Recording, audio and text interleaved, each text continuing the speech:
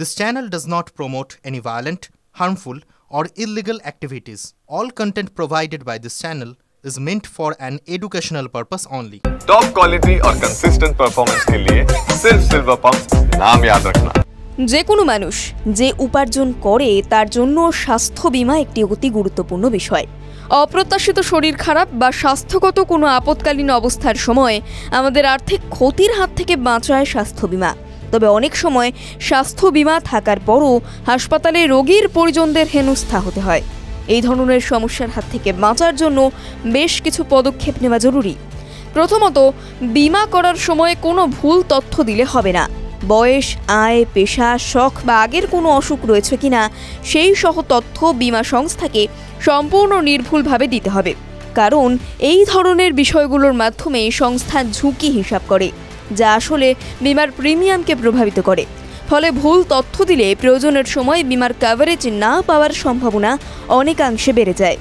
দ্বিতীয়ত, বেশিরভাগ স্বাস্থ্য বীমার ক্ষেত্রে একটা নির্দিষ্ট সময় পর্যন্ত কোনো ক্লেম করা যায় না। এই সময়টা বিভিন্ন রোগের ক্ষেত্রে বিভিন্ন রকম হয়। বীমা কেনার প্রথম 30 দিনের মধ্যে শুধুমাত্র দুর্ঘটনার উপর কভারেজ পাওয়া যায়। আবার আগে থেকে থাকা বিভিন্ন রোগের চিকিৎসা করাতে 24 থেকে 48 মাস পর্যন্ত অপেক্ষা করতে হয়। তৃতীয়ত, প্রত্যেক বীমা সংস্থার নেটওয়ার্কের মধ্যে প্রতি শহরেই একাধিক হাসপাতাল থাকে। নেটওয়ার্কের হাসপাতালে হলে ক্যাশলেস চিকিৎসা হয়ে যায়, কিন্তু নেটওয়ার্কের বাইরের হাসপাতালের ক্ষেত্রে ক্যাশলেস চিকিৎসা হয় না।